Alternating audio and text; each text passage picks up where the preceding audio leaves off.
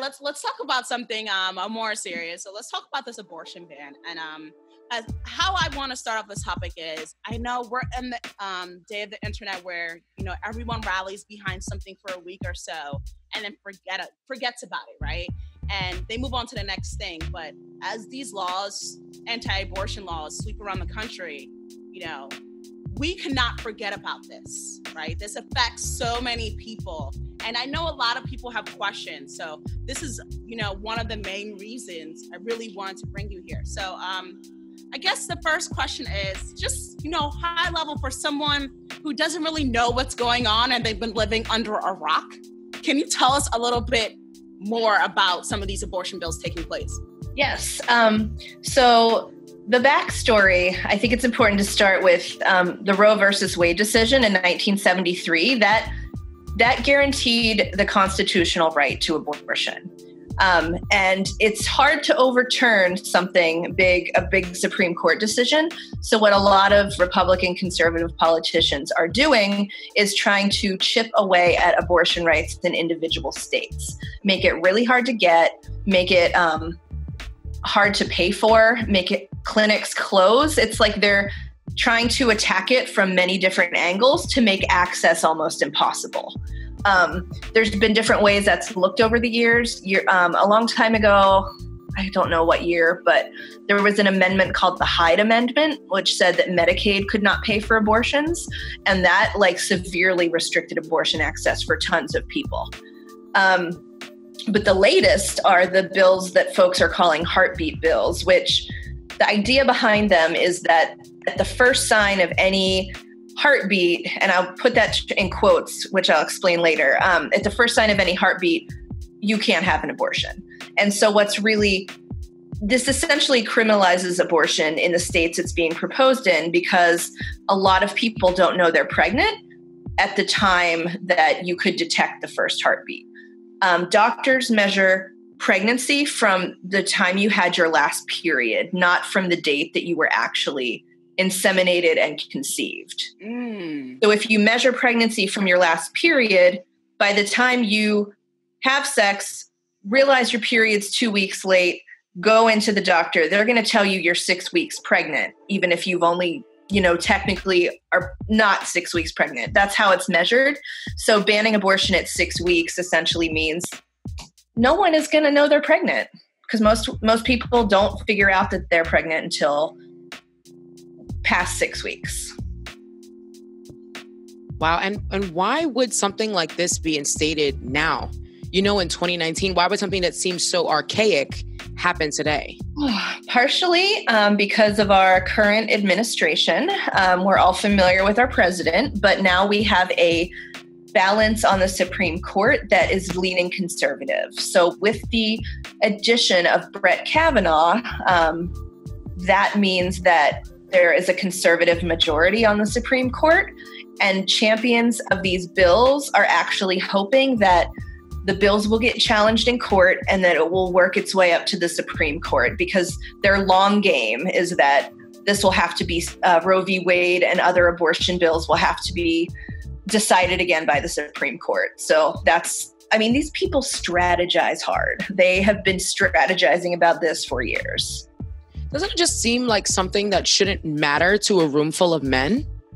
Yeah. Wouldn't you assume that some of these like highly powerful men that are probably hiding tons of relationships in all these different ways, what do you think those men particularly would want to be able to have women do whatever they want with a potential birth? Yes, you know? You would think so.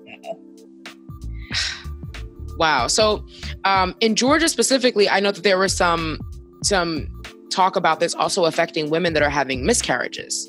Mm-hmm. And how does that work? Could you explain that?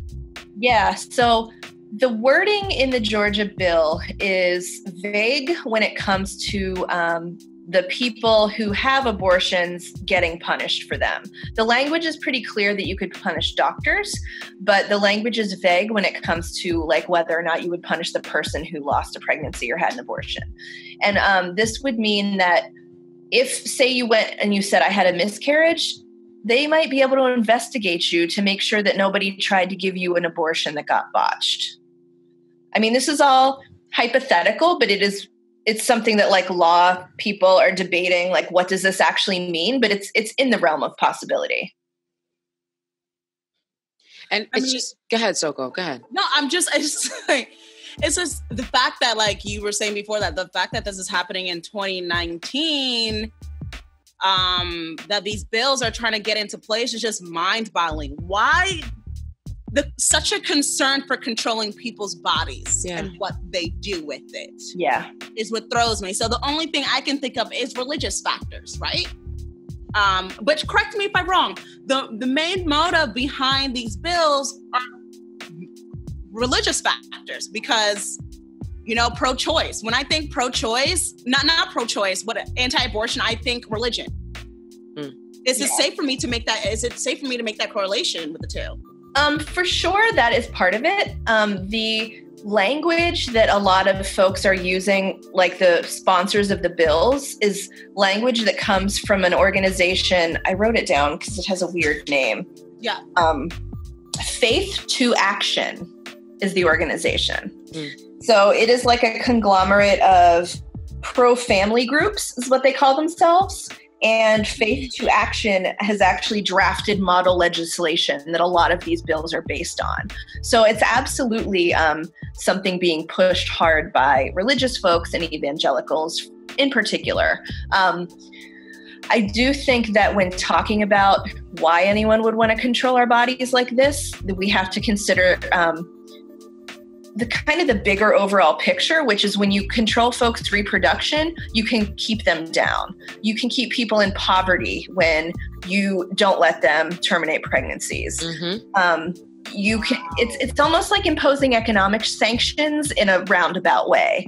It's like, the more kids you have, the more likely you are to get out of poverty. If you have the ability to control when and where and how many kids you have, you're going to have more power. And so logical conclusion is they don't want certain people to have that power. And you're absolutely right, because even, the bill is happening. It's a mandate. It's still only going to really affect the poor, because the people with money are still going to find ways around this, whatever it may be. They'll pay their way out, whatever. So, I had a friend that was messaging me about this. I don't know why, just DM me. And now I know why this conversation happened between him and I, actually.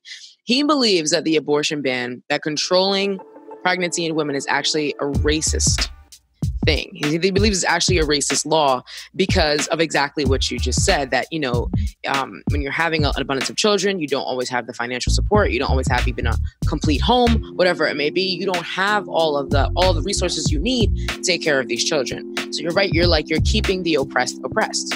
Yep. God, this is nuts. It's fucked up. There are layers. I want to there are layers. Because you had posted something on Instagram that really caught my attention about how does this affect people of color, right? And I don't know if you know some stats off your head, but it was something about, you could probably speak to it a little bit, but I'm gonna start it off. But like Alabama, Georgia, these places are the places where, Black people are the ones who are really going for these services. You can probably say better than I can, so you go ahead. You can take the reins on that. There are states that have some of the lowest, education rates and the worst healthcare and the highest poverty, and they are also the states that are working really hard to criminalize abortion. So you can't say that they care so much about people. If they did, they might work on their healthcare. They might work on getting kids into school and universal pre-K or something like that. But they are states where there are a lot of people in poverty, people of color in particular, and this is something to take away more freedom and access and ability for folks to climb.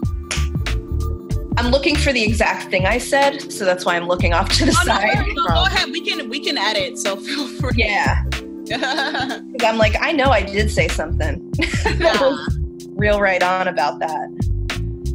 It just really hit home when I read that. It was just damn, hold on. I think I know where it is too. And then, while you guys are looking, I'm thinking how does this affect, cis men or people that have sperm? Because it feels like it's just people think that this is just about women. This is just about women. But how does it affect people with sperm as well?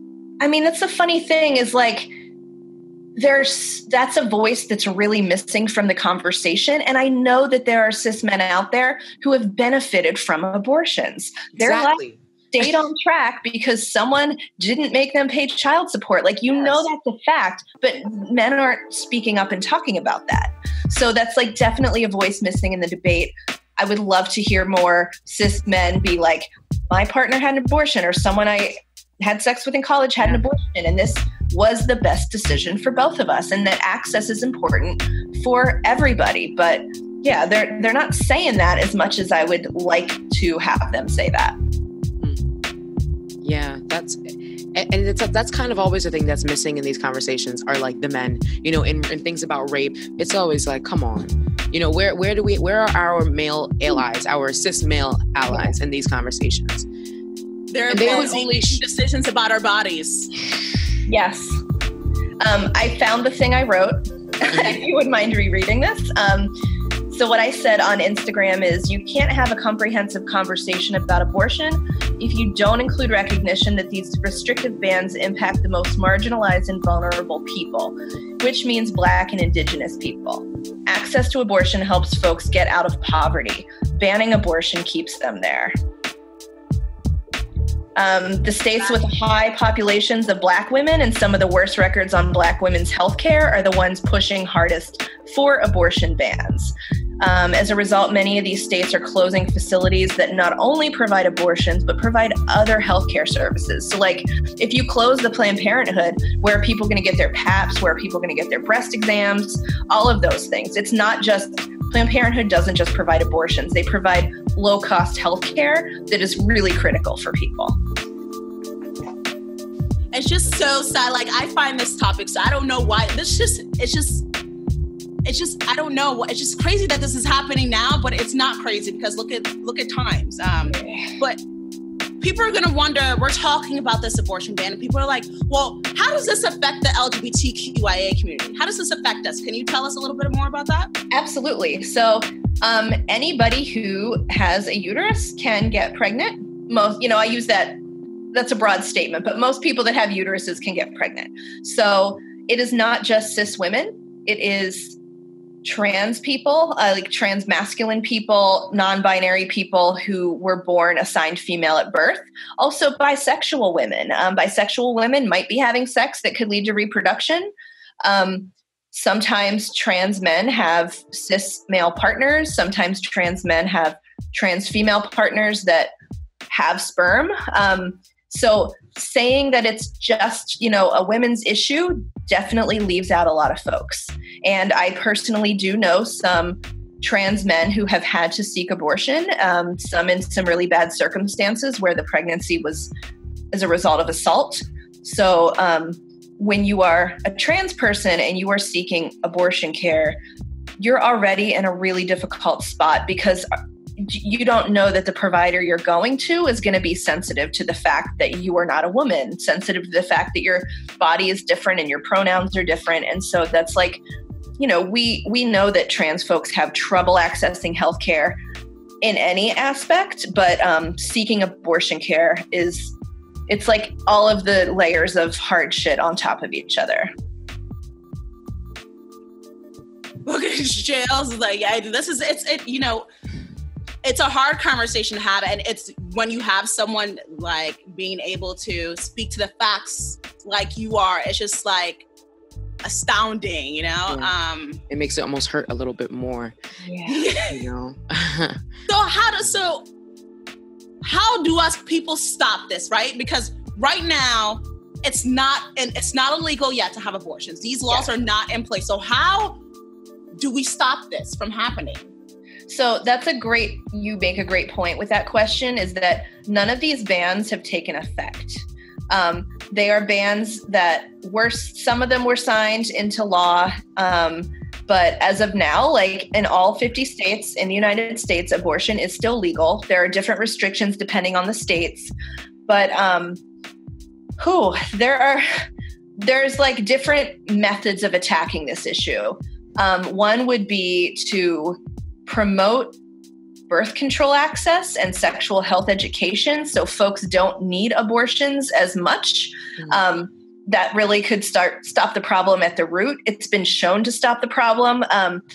There was a study in St. Louis a couple of years ago where they gave free birth control to folks and the abortion rate dropped dramatically. So like in countries where we have free birth control and better health access, like in some countries in Western Europe, like France, Germany, the Netherlands, their abortion rates are tiny compared to ours because they talk about sex more. They have available birth control more. So like really promoting that stuff is going to reduce the need for abortion. But the need for abortion is never going to fully go away. I think it's important to be vocally pro-choice, especially if you are a man. I think that it is important to support our clinics that we do have. Some clinics you can escort at and show your support for patients and staff.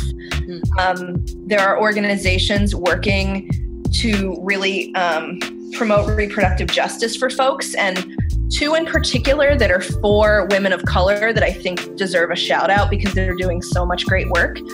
Women with a Vision in New Orleans. I would highly recommend financially supporting Women with a Vision.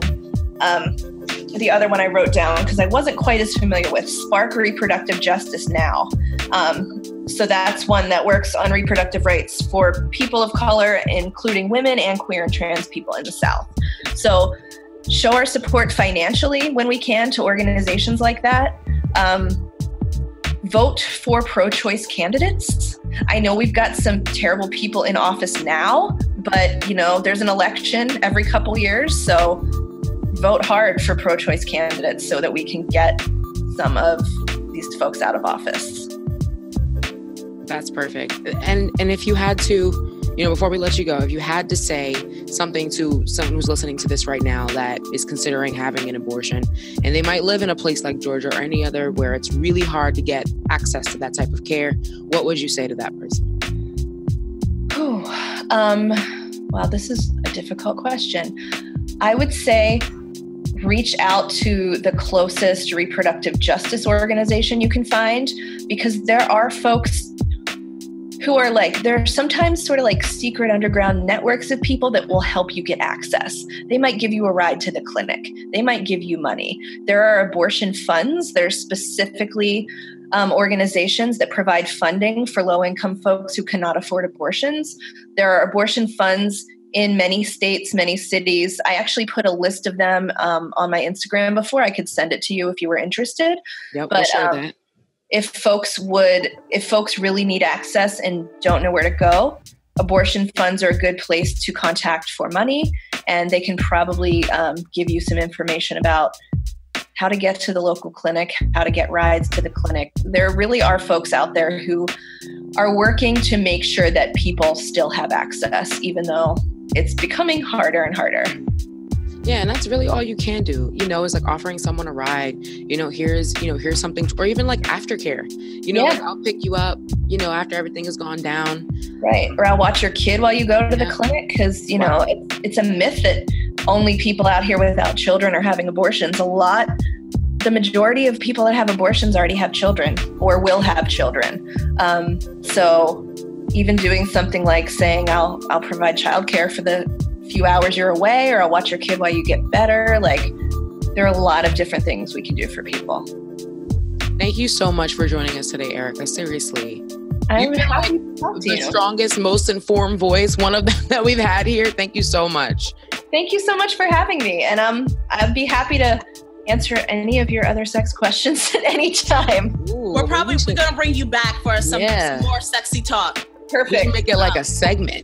Sex with Erica. But everyone, don't forget to follow Erica Smith on Instagram. Her Instagram page has so much helpful information. She has highlights on the top of her page. You can just scroll through that and get some great information. So don't forget to follow her, Erica Smith. Erica with the C. Huh? Erica with the C, because I know there's Erica with the C. We're also going to have that information below. And guys, it's time to step it up, everybody.